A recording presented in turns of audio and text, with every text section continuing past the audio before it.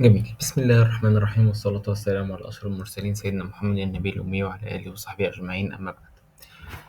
إن شاء الله هنبدأ نكمل بعض باشمهندسين زي ما احنا متعودين في فيديوهات فلاتر. تعالوا نبدأ على طول نخش ونشوف هنتكلم عن ايه.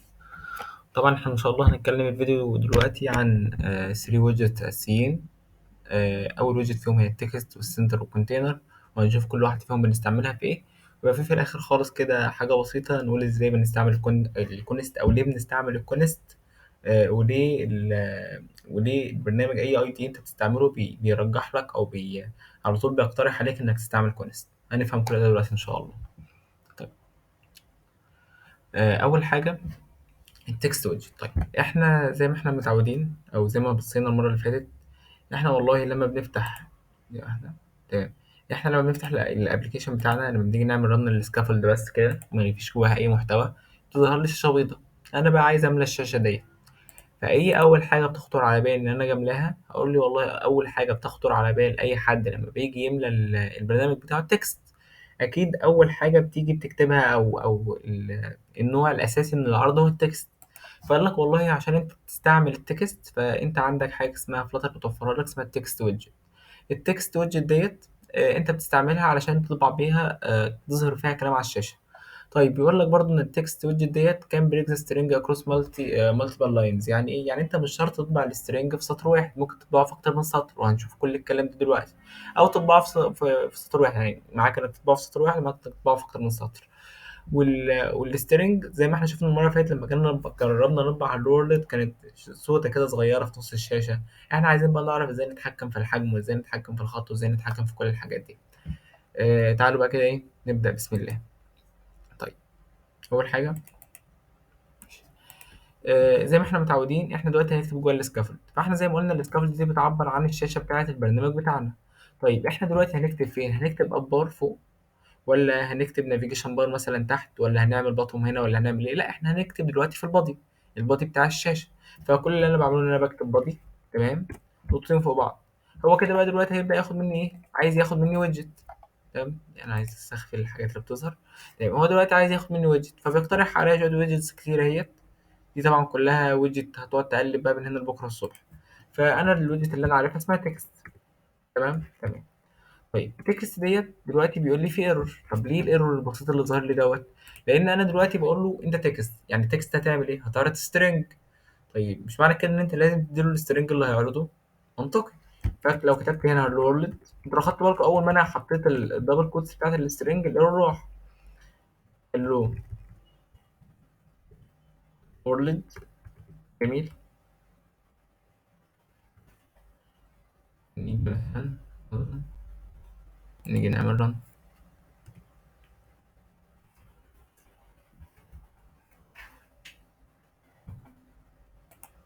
هو طبعا الرن لما بيجي يطول او كده بياخد وقت، هو بياخد وقت اول مره بس، يعني انت مش كل مره تيجي ترن هتاخد الوقت دوت. لا، هو انت اول مره بس بيترن عشان بيبيلد الابلكيشن بتاعك. وبعد كده المفروض هو خلاص تمام، هو كده بيبقى عمل بيلد الابلكيشن. احنا نقدر طبعا نعمل ديباج كونسول. وبعد كده خلاص انت فلاتر زي ما قلنا بتوفر لك ميزتين اللي هم الهيت ريلود والهيت ريستارت.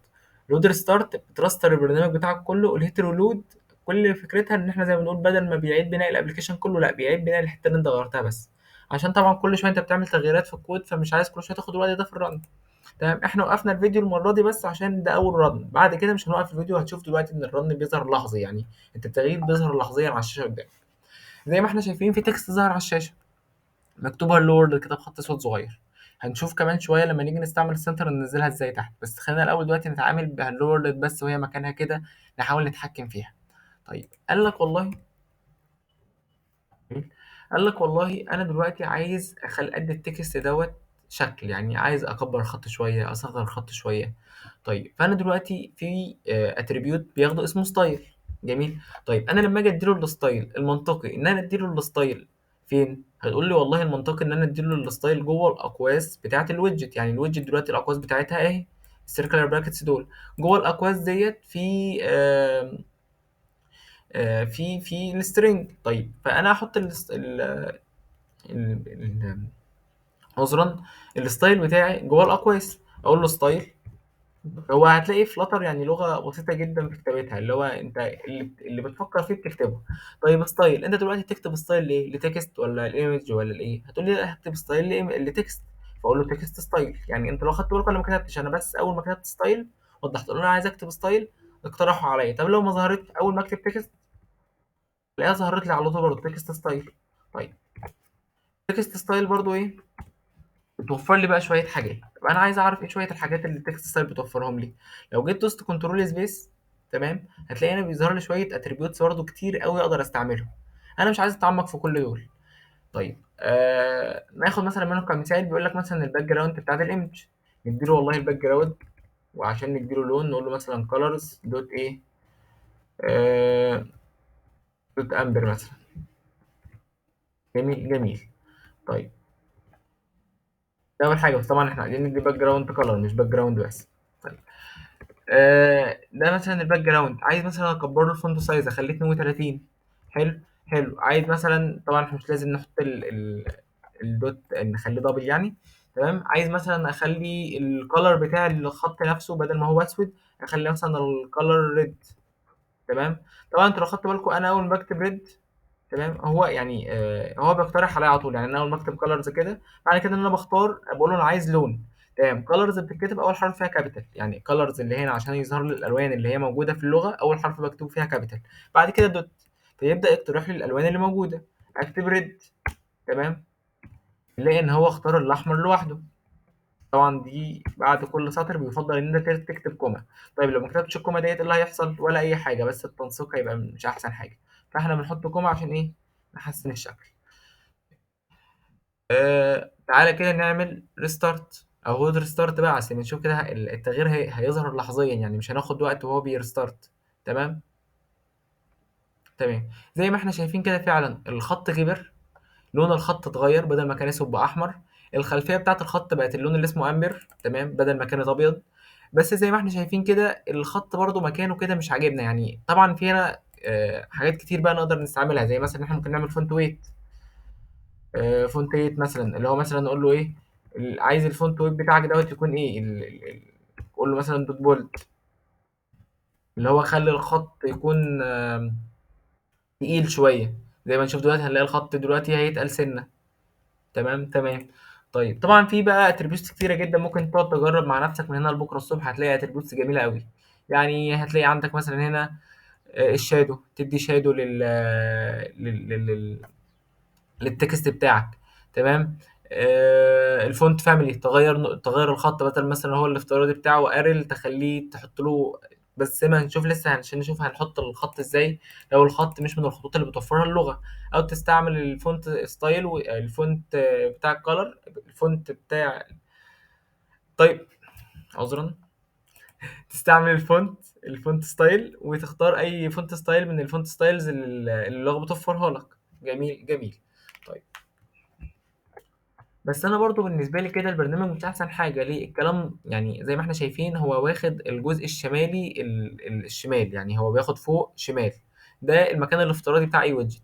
انا والله مش عايزه يبقى في هنا كده، انا عايز اغير المكان دوت. فقال لك والله عايز تغيره سهله جدا، عندك فلاتر برضو بتوفر لك ويدجت حلو قوي. ده طبعا مثال على التكست. فلاتر بتوفر لك ويدجت حلو قوي اسمها سنتر. سنتر دي بتعمل ايه؟ سنتر دي والله بتاخد اول ما انا بنده لها، كل اللي بتعمله ان سنتر بيكون جواها ويدجت. فسنتر بتاخد الويدجت اللي جواها، تمام، تقول له والله شوف لي سنتر لي الويدجت ديت في المكان بتاعك. طب سنتر بتحدد المكان على اساس ايه؟ يعني دلوقتي مثلا عندي هنا، انا دلوقتي لما احط سنتر وقبل قبل التكست، يعني اخلي التكست ده جوه السنتر، سنتر هتحطه لي فين؟ قال لك والله الافتراضي بتاعك ان هو تحطه لك في نص الشاشه. طب ليه هتحطه لي في نص الشاشه؟ عشان طول ما انا مديها الويتس فاكتور والهايت فاكتور بتاعها بنل، يعني انا مش مديها قيم ليهم، يعني هي ما خدتش منهم قيم مني، واخده القيم الافتراضيه. فالقيم الافتراضيه بتاعتها انها بتاخد اكبر حاجه. فدلوقتي لو انت جيت بصيت، لو انا ما اديتهاش ايه اكبر حاجه، ان تكون بطول الشاشه كامله. وايه اطول اعرض حاجه انها تكون بعرض الشاشه كامله. فلو جيت بصيت للطول او للسنتر بقى بتاع الطول كامل والعرض كامل، فهتلاقيه في نص الشاشه. فانا لو جيت دلوقتي هنا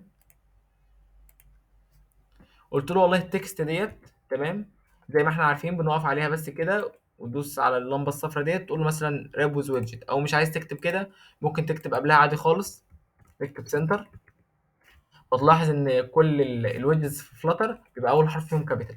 تمام. ونكتب بس ايه كوما في الاخر. تمام تمام تمام. جميل.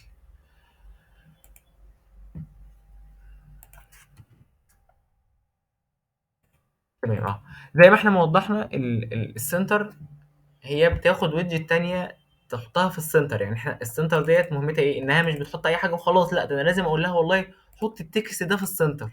طب انا عشان اقول لها حط التكست ده بقى في السنتر اقول ايه؟ اقول له والله ان السنتر ديت خلاص انا عملتها، اقول له التشايلد بقى بتاعها، يعني ابن السنتر هو التكست. تمام. يعني انا دلوقتي عندي السنتر، جميل جميل، السنتر دي ليها ايه؟ ليها تشايلد، التشايلد ده بتاعها اللي هو مين؟ اللي هو التكست. السنتر بقى هتطبق الحاجه اللي هي بتعملها على التكست. فانا لو جيت عملت ريلود او ريستارتنج للابلكيشن، هلاقي ان الكلام ظهر فين؟ في نص الشاشه. طيب ده ليه؟ لان احنا ولا محددين طول ولا محددين عرض، فهو بياخد الافتراضي بتاعه بطول الشاشه والافتراضي بتاعه بعرض الشاشه.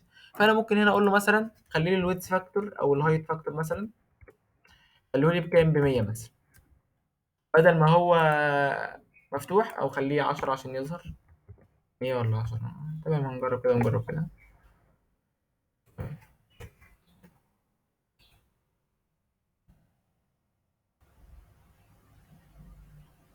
تمام. زي ما احنا شايفين بدل ما هو بياخد الطول كامل، لا انا حددت له الطول، قلت له الطول 10. طبعا 10 ديت هي يعني ليها وحده قياس، لان انت عارف ان الشاشات بيبقى ليها وحده قياس، اللي هو زي ما بيقول لك الشاشه دي مثلا 7 بوصه. طب هو عارف منين؟ طلب الطول في العرض في كده، فعارف هي الشاشه دي حجمها قد ايه. فهي الفكره كده، انا بقول له 10 من وحده القياس بتاعت الشاشه ديت. تمام. فهو والله خد ال 10 يونتس بتاعته وخد النص بتاعهم. تمام. يعني انا كده اقدر اقول ان من هنا لحد التكست ده خمسة بوينت او 5 يونت. تمام. ومن هنا لحد هنا برضو 5 يونت. تمام. طيب فهو خد ال 10، خد السنتر بتاعهم. تمام. وكتب لي في التكست. طب انا لو غيرت مثلا خليته 8، عملت ريستارتنج، هلاقي برضو ان الكلام طلع فوق شوية. تمام. تمام. طيب هتيجي انت تقول لي جميل الكلام ده، بس انا بالنسبة لي يعني الحتة دي كده مش احسن حاجة. يعني ايه مش احسن حاجه؟ يعني انا بالنسبه لي الهالو وورلد ديت اللون بتاعها، اللون اللي في الخلفيه مش احسن حاجه، لان هو محدد لي الكلام بس. لا انا عايزه مثلا يحدد لي مساحه كده حوالين الكلام. طب انا ازاي بقى اقول له والله خد لي الحته ديت كده مثلا غير لي اللون بتاعها هي كمان معاه؟ فقال لك والله عندنا ويدجت برضه لذيذه جدا في فلاتر اسمها الكونتينر. تمام. الكونتينر دي بتعمل ايه؟ قال لك والله الكونتينر دي زيها زي الصندوق.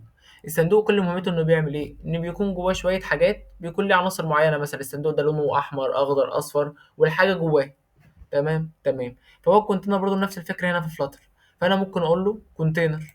تمام. جوه التكست بقى، يعني انا دلوقتي عايز الحاجه دي تاثر فين؟ يعني انا ممكن دلوقتي اقول له خلي السنتر كلها جوه الكونتينر، او ان انا اقول له خلي التكست بس هي اللي جوه الكونتينر، ويبقى الكونتينر جوه يعني ممكن اقول له هنا عشان بس ما نلخبطكوش. ممكن اقول له هنا طبعا رابوز كونتينر. تمام. او ممكن اجي هنا ارجع واقول له هنا ايه؟ رابوز كونتينر. انا بس عايز اجرب معاكم الكونتينر ونشوف بيعمل ايه. طيب انا ممكن مثلا اقول له هنا في الكونتينر ايه؟ اقول له والله الكونتينر خليه الويتس بتاعه 10 مثلا، او خليه الهايت بتاعه ولا 10، والويتس بتاعه بلاش، نديله الويتس بتاعه ايه؟ فون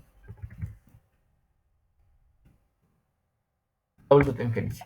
طبعا دبل دوت انفينيتي ده اللي هو ما لا نهايه، اللي هو يعني العرض، خد العرض لحد ما تقدر، اللي هو العرض بتاعك كله. ممكن مثلا اديله هنا بدل بقى ما انا بدي الكالر جوه، اقول له مثلا الكالر بتاع الكونتينر كله يكون ايه؟ الكالر بتاع الكونتينر كله يكون كالرز دوت امبر. طبعا هشيل اللي تحت، ولا مش هشيلهاش عادي مش هتأثر يعني، بس اشيلها افضل. نيجي نعمل ريستارت نجرب.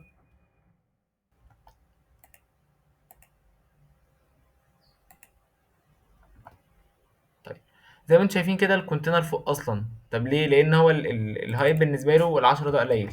طب هنخليه 100 مثلا.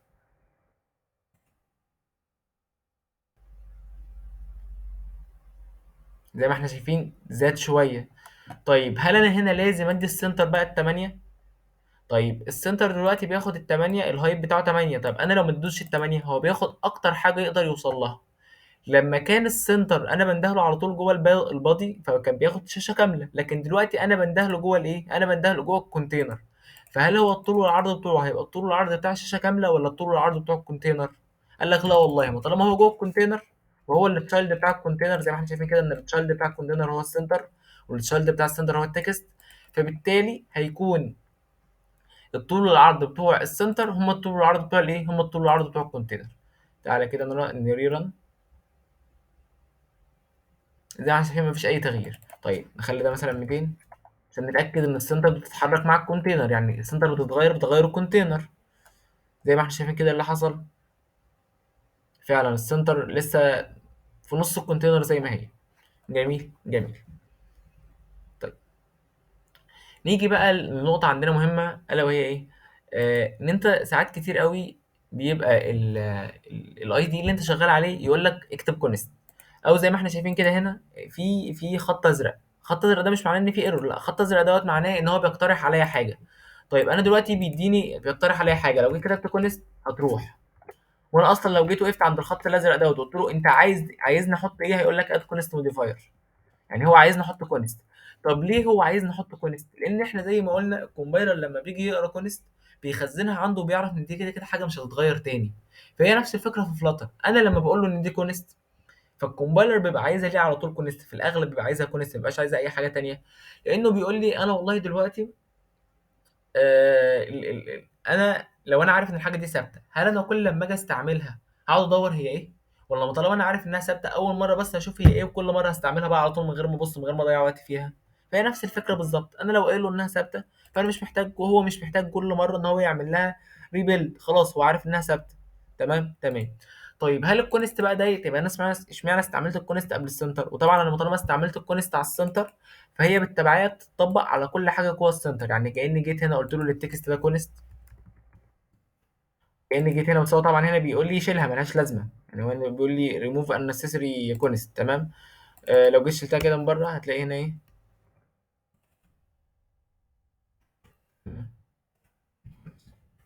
بيقول لي يعني انا لو جيت شلتها من بره هلاقيه بيقول لي لا حط، وخليتها جوه يقول لي لا بيحط بعدين انك تحطها بره احسن يعني. يعني لو جيت وقفت هنا اهوت يقول لي اد كونست موديفاير فهو طلعها لفوق لوحده. طيب انا ليه بقى احطها هنا ما احطهاش على الكونتينر مثلا؟ او ليه زي المره اللي فاتت لما استعملها السكافولد ما احطهاش على السكافولد؟ قال لك والله لان الكونتينر من الويدجت اللي ما ينفعش معاها كونست. يعني انا ينفع اقول لك والله ده صندوق بيشيل حاجات، الصندوق ده بقى عمره ما هيحصل له حاجه. طب امال انت جايب لي الصندوق ليه؟ ما انا جايب الصندوق عشان احط فيه حاجات، فلو الصندوق مش هيشيل حاجات انا هجيبه ليه؟ فهو ده معنى ان انا احط كونست للكونتينر. لكن لو انا جيت مثلا شلت الكونتينر خالص اقدر احط كونست للماتيريال اب نفسها. بس طبعا انا دلوقتي لو حطيت كونست للماتيريال اب هو ده المفروض اشيل. لو انا حطيت كونست للماتيريال اب وجيت عند السنتر هنا قلت له لو سمحت دخل لي كونتينر، حط لي بقى كونتينر، هيلاقيه مديني ايرور. ليه؟ لانه والله الكونتينر بالنسبه له، الكونتينر ما ينفعش تتنده في كونست كونستراكتور. يعني الكونتينر ما ينفعش اندها في حاجه كونست حاجه ثابته، لازم يا اما اشيل الكونتينر يا اما اشيل الكونست كونستراكتور. فانا هنا اشيل الكونست، احطه فين؟ احطه تحت قبل السنتر. تمام تمام. طبعا هو هنا الكونتينر بيقول لي انها ملهاش لازمه لان انا حرفيا مش مديها اي اتريبيوت، فهي حرفيا برضو الكونتينر دلوقتي ملهاش لازمه. تمام تمام. بس. فاحنا هنا نقدر نعمل كنترول زد، نرجع للكود بتاعنا. تمام. لحد هنا تكون نهايه الفيديو بتاعنا يا باشمهندسين، نتقابل ان شاء الله الفيديو الجاي، والسلام عليكم ورحمه الله وبركاته.